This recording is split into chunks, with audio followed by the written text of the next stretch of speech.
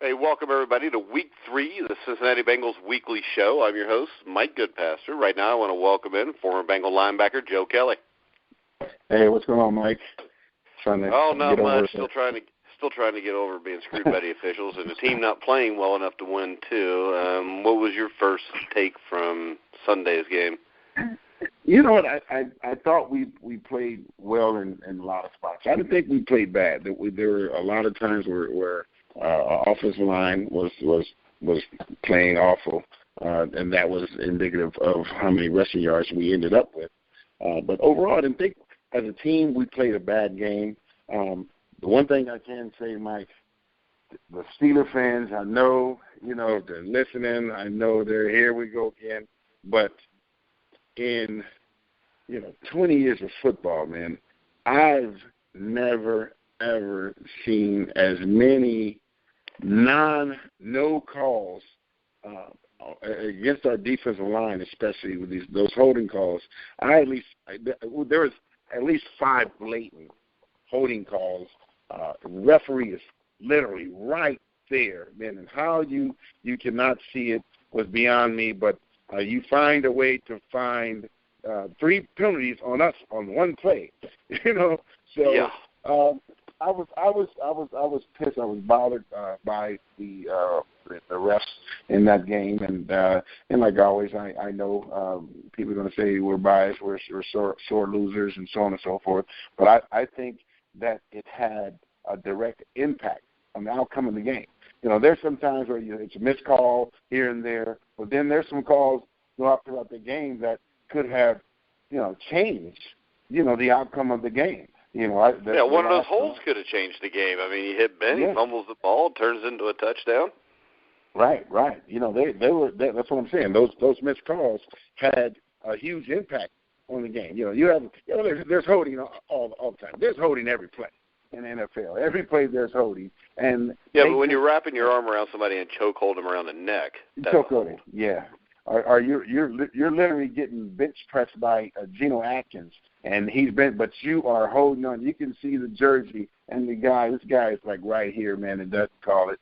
I still have no idea, who is in the booth, who is giving the referees the instructions inside that booth, because there's no way from just if I wasn't a fan, if you told me to replay that play on Tyler Boyd, the last play, his knee, to me, was clearly on the ground prior to that ball coming loose.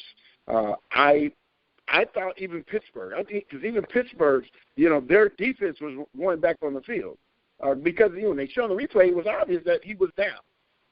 But, again, we didn't get that call. And as much as I'm going to complain about the refs, Mike, with the non-calls and the blown call there, the Bengals can't fault anyone but themselves by not challenging that obvious touchdown when his knee, he had one knee, it was inside prior to going out of bounds.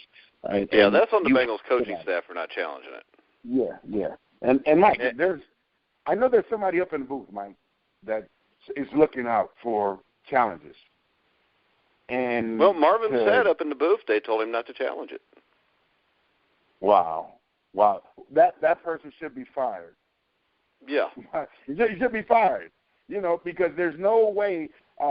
Head should roll somewhere, because whoever put that person in charge, I'm on the assumption, that person knows all the rules. I'm going to hire you as an NFL referee. I'm expecting you to know every call. You have a guy that here is primarily his job is to review reviewable plays, questionable plays, and to say, don't challenge it, or to really understand that, hey, the rule is if there's one knee down, that's 2 feet. That equals 2 feet, and to not make that call or to relay that bad information to Marvin, it is pivotal. I'm telling you, it's going to come down. When you're looking at New England is playing a lot better than I totally expected them to be playing. But, here, we got a tough game this week. and you don't want to start getting 2 games and 3 games behind in the AFC. Baltimore and Pittsburgh are 2-0, and we're 1-1, and this thing can get out of hand. And those close games are definitely going to be a huge impact toward the end of the season. Well, I thought the real killer in the game, which I haven't heard anybody bring up, was the fact that Alex Erickson caught 6 punts, down 6 punts, inside our own 10-yard line. Now, I know that you're not a big Brandon Tate fan, but Brandon Tate did not make that many mistakes. Yeah. That was definitely a rookie mistake, and he made it over and over and over. Yeah, and the thing is, why at some point would you not put somebody else back there? And if it's inside the 10, just let it go. Because, odds are 6 of those drives that started inside the 10, 3 of them started to 20 if you leave the ball alone. If you let the ball go, let it bounce into the end zone. And there was I know one time was very clear where he had plenty of room to run with the football, and he fair caught it. Yeah, and then he had the one that he didn't fair catch where the guys are right on top of him because it's at the 5, and they just gently drag him to the ground there. Yeah.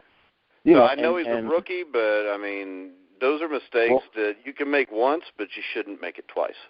Well, Mike he did that in the preseason, Erickson wouldn't be on the scene.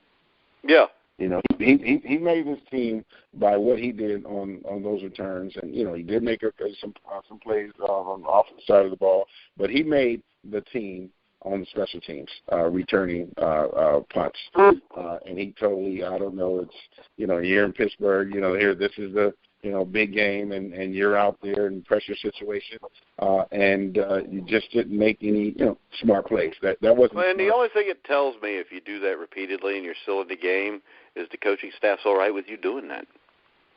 Yeah. Or there was maybe one of the special teams coaches was saying, well, hey, catch it. It's wet. It's a slow turf. So a lot of times when you get a lot of rain like that, Mike, the ball just lands and just sits there. I don't know. I'm just throwing out something. Maybe the coach said something here. I'm not really questioning the coaching because I think Darren Simmons is one of the best special team coaches in the NFL. Definitely. My other problem from watching the game, and I know we talked about this a little bit earlier today, was Ray Maliuga. You don't see him make too many plays anymore, and you're really hurting. I think that's why we have a hard time stopping the run, which actually I thought we did a decent job against D'Angelo Williams with the run. But Maliuga needs to step up. Yeah, definitely, especially in absence of Burfict. He should be the leader on that team. He only played maybe 8 or 9 plays the first game. He played a lot more Sunday, and I still think it's fatigue. He doesn't look like he's in game shape. He looks, his face looks thick. He just looks thick. He doesn't look tight. Doesn't look like he has usually looked in the past. And that your conditioning definitely affects your play, and it's indicative of some of the running lanes that were open. The linebackers not filling their gaps as well as the safeties. I thought the safeties didn't play well. Sean Williams. I didn't think Sean played well. A lot of plays. There was a blown coverage. It was obviously his coverage when they came out on an unbalanced line, and there wasn't like somebody that flashed in front of him to draw him inside. The running back clearly just did a flat route. Didn't make any moves. It was just your basic flat route that should have been covered very easily. I think, Mike, I could have covered him right now today on that route. He didn't make any moves. So they were. It just when you need a play to be made, and I think that's where we're going to be missing Reggie Nelson. When there's a play to be made. Aloka, he could have made a play, dropped an interception. When there's times, those big, the guys who play big at certain times, they make plays when it's required, and we just didn't make that big play. and we had opportunities. So we had it. We can't, we can talk about the refs and the obvious non-call they made, the fact that they said his knee wasn't down. But even despite that, had we made, Ioga had made an interception, had Williams covered the guy in the flat, we made a couple plays. We had to. What we didn't do, Mike, was establish the run. And that also played a huge part in an obvious outcome of the game. Yeah, and that leads us to the next game, which is 2-0 defending Super Bowl champion Denver Broncos, led by rookie quarterbacks Trevor Siemian. I know the Broncos suffered some injuries last week. DeMarcus Ware went out with an arm. Virgil Green with a calf. Right tackle Donald Stevenson had a calf injury. But the Broncos blew the game open in the fourth quarter, mainly led by Von Miller. Von Miller is a great football player. They've got a great defense. How do the Bengals run the ball with the way they've played offensively so far? I think it's going to be huge. It's going to be opening game, home game for us. So a season opener. I think the stadium is going to be excited. It's the defending Super Bowl champs, and just like you said, there's some suffered some injuries. The primary one being DeMarcus Ware. That's huge because when you talk about when those two guys are working in tandem, they are potentially the two best as far as outcome of what they do and what they get done. They were two of the most dangerous pass rushers in the game. That number 58, the number 58, that guy's special. We have some good players, have some great players. Number 58 is just outright. You just like to say that number 58. You don't even say his name. You just like to say 58. That's 58, Mike.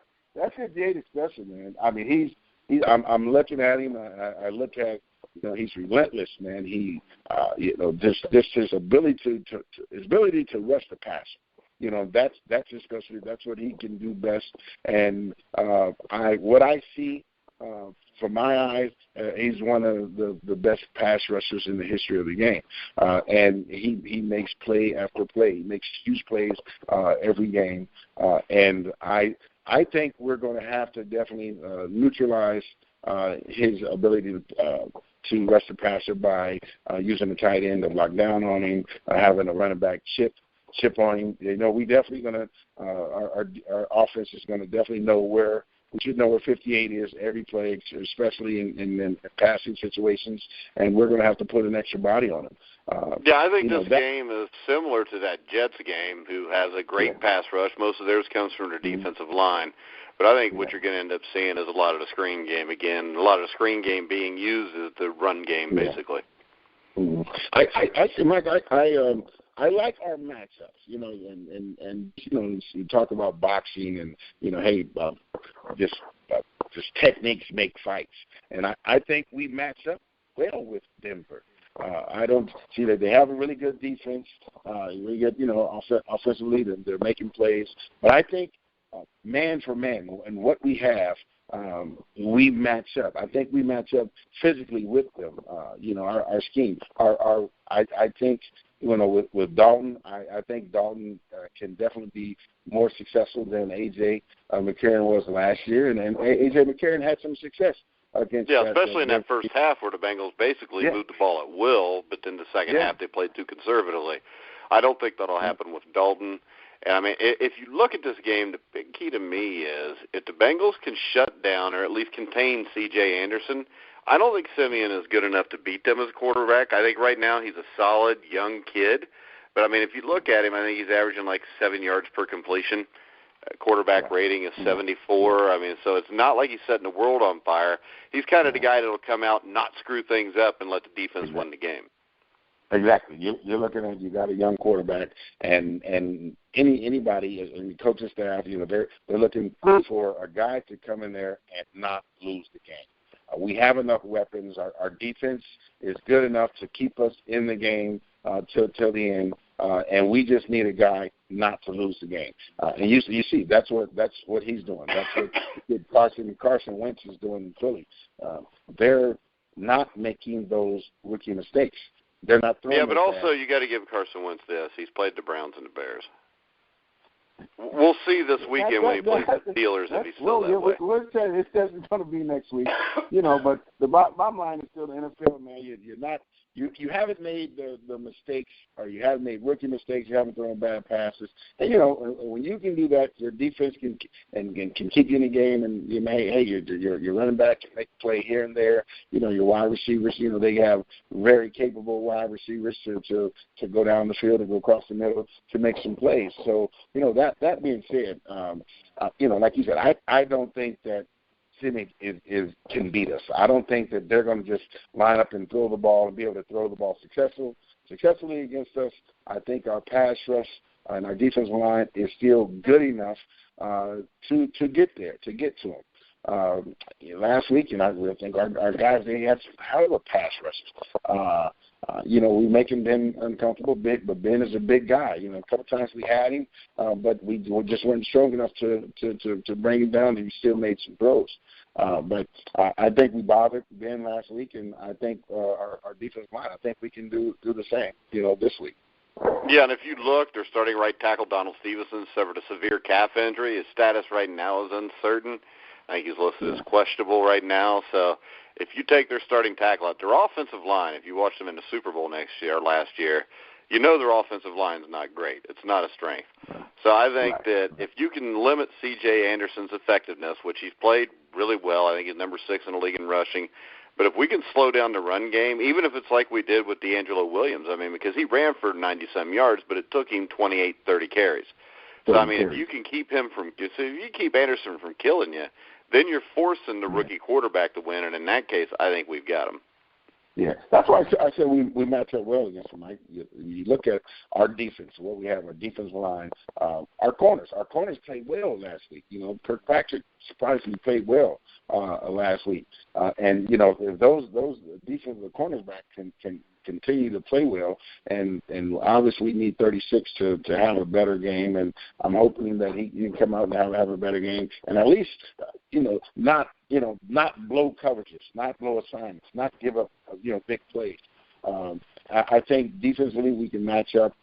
Again, we're going to need our linebackers to definitely step up, but I think even with how we played last week, D'Angelo, he was a great running back, and we held him in check. And he did take 30 carries to get that amount of yardage. He had a couple, 8-yard runs, 9-yard runs on blown containments. If we take those 3-4 plays that he had 8-9 yards, this guy probably ends up with 50, 55 yards on 30 carries, something like that. So I think that we can contain their running back. I don't think their offensive line is dominant enough to control our defensive line. I think this should be a breakout game for our defensive line, and hopefully our defensive line can play like the Jets' defensive line played against us opening day. All right, so the Bengals are playing the Broncos. When you played for the Bengals, I know you faced the Broncos at least once. I remember the game in '86 where we got screwed in Denver. What are your biggest memories of playing the Broncos? Would it have been that '86 game? Yeah, the '86 game, man, was my rookie year. And what I remember most is that we got there, Mike. We got there Saturday, and we had our meetings. We had some free time, maybe a couple hours. So we went down, went outside the hotel, went there, a little downtown, little shopping area. It was 70 degrees, no wind. Beautiful night. Stars out, moon's out. Hey, it's going to be a great game. We woke up in the morning, and Mike, it was 3 feet of snow. I mean, that was the craziest thing I had ever seen in my life. And to go out there and play and we didn't get the outcome that we wanted, but playing against Elway, and what was it like to defend John Elway? I didn't play a lot when I was in college. We played Elway when he went to Stanford and the University of Washington. But it was, you get to once you get in the game, and you read about those guys and Elway and Marino and those kind of guys, and once the ball snaps, he's just number 7. So you're not looking at Elway. You're looking because I'm on the field, facing you, face to face, and I'm trying to do my job. So that turns in. You're just turning into a number to me. That's what it is. Like, we didn't get the outcome that we wanted, man. But from what I remember, Bengals were down like 34-14, came back, made it 34-28, and it seems to me that's when they first started doing the replay officiating. And there was a play in that game, I forget what it was, but it would have turned the game, and it was a blatant call that the Bengals should have gotten and didn't. And actually, that was the year at 10-6, where if you win that game, you end up being in the playoffs. In the playoffs, yeah. But that's why we were talking earlier how those close games they matter, that was a game. Had we won that game, we definitely because at the end of that season, the '86 season, we were playing just as well as anybody in the league. We had some momentum, watched some good games, and unfortunately, it went down to that last night. We were, I can't remember what team we were watching. We were hoping it was the Dolphins and the Patriots. Yeah. So, we were there. Everybody was at Jeff Ruby's place, the waterfront, and it was close, but it didn't turn out the way we wanted it to turn out, man. So unfortunately, we didn't. And to tell you how important every game is, the reason y'all didn't get in is you guys beat the New York Jets 52-20, who you were tied with, but it was a three-way tie with the Kansas City Chiefs, and I think the Chiefs had beaten the Bengals the first week of the season. Yeah. It was tough, man, because we thought at that time at the end of the season we were playing just as well as anybody else. But when you have an opportunity early in the season, those close games come back to haunt you. Yeah, and if you look at the AFC, that was the '86 season. The Patriots made the playoffs. You guys went to New England, beat them 34-7. I think Brooks and Wilson both ran for like 200 yards almost. Yeah. So, that was a good team. I mean, defensively, they weren't quite what they would be. You guys weren't quite what you'd be 2 years later. You had a lot of young guys, but that was a team that I still think would have had a shot to make it to the Super Bowl if they'd got into the playoffs.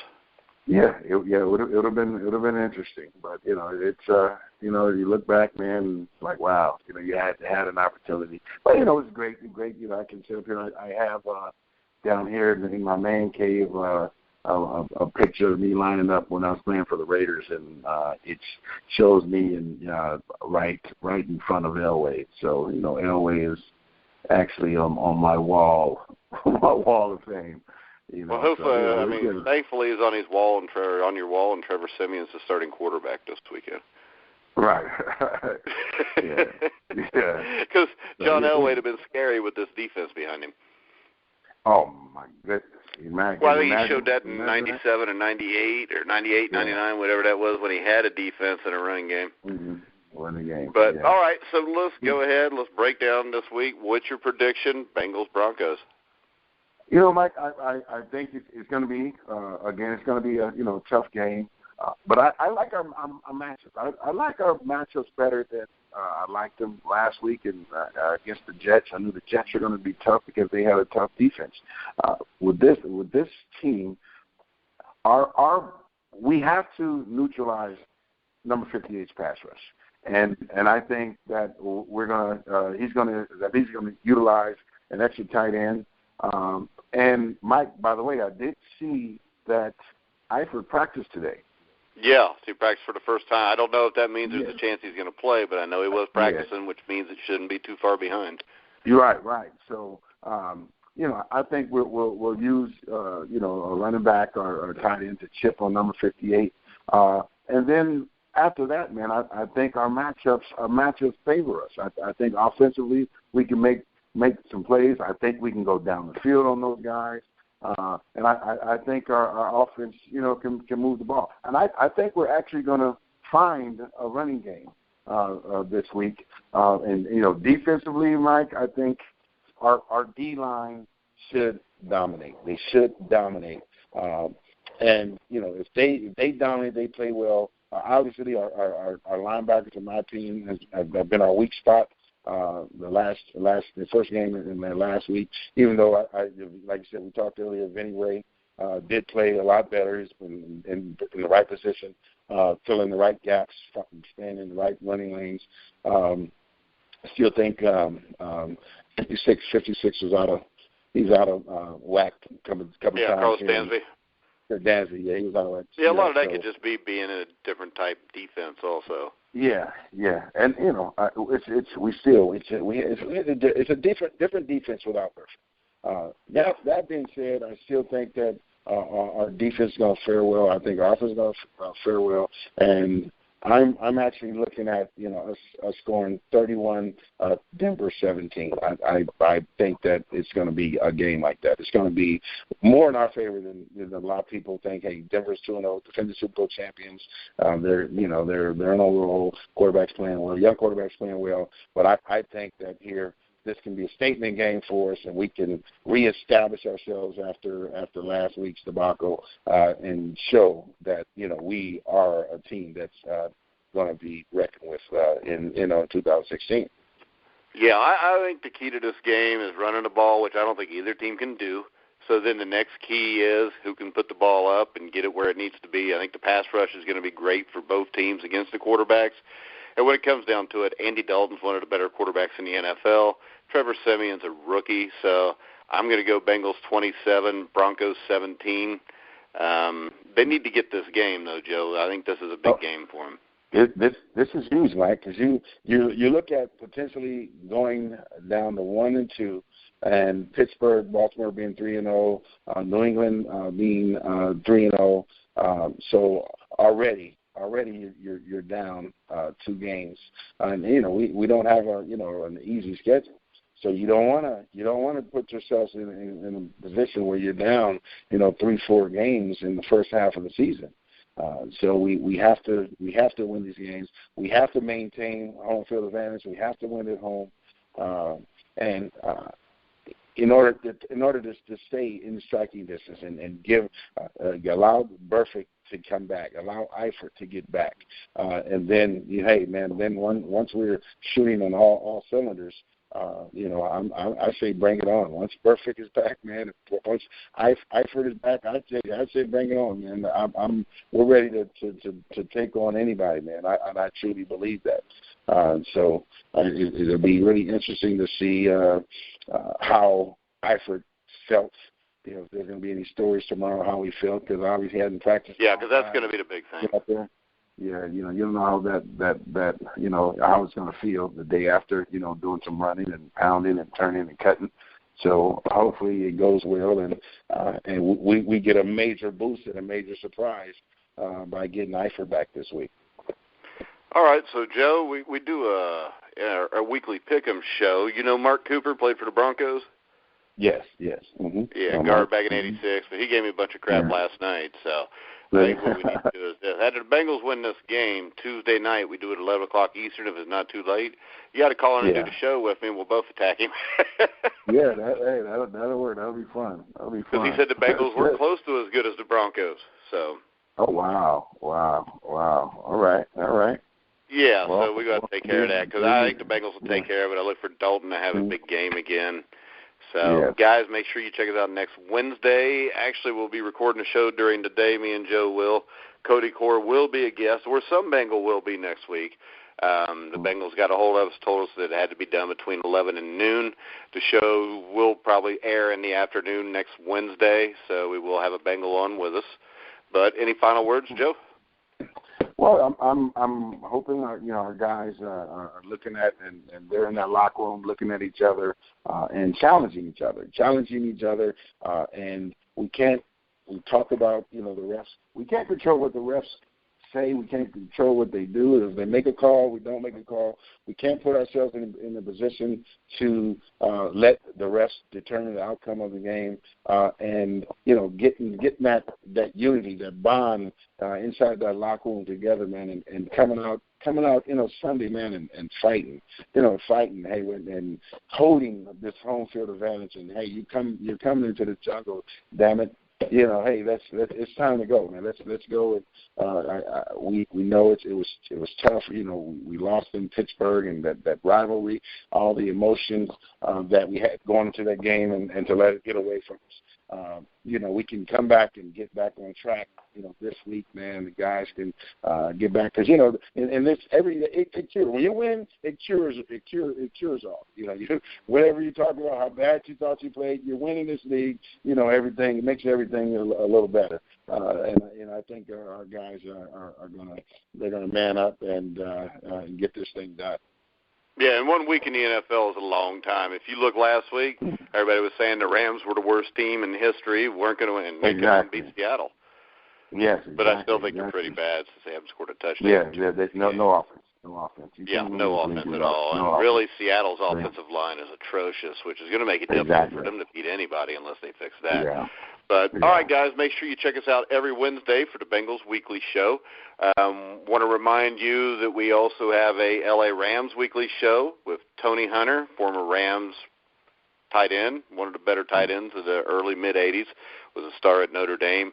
He does that show with Oz Davis. Next week, I think we've got it hooked up, so former Rams quarterback and Eagles quarterback Roman Gabriel will be on the show with them. Make sure you check out our CFL Pick'em show with myself, former CFL Hall of Fame quarterback Dieter Brock, Oz Davis, Brian Schmidt. Of course, the Pittsburgh Steelers Weekly Show, which I don't know who the hell would want to listen to that's listening here, but that's hosted by Brian Schmidt. His guest host is former Pittsburgh Steeler Dwight Stone, who was a great kick returner, wide receiver for the Steelers during the 90s. Make sure you check us out on iHeartRadio, Google Music, iTunes, pretty much anywhere you can find podcasts. Gridiron Mo is our main sponsor. Make sure you check them out at www.gridironmo.com. So for Joe Kelly, I'm Mike Goodpaster. You've been listening to The Grueling Truth, where the legends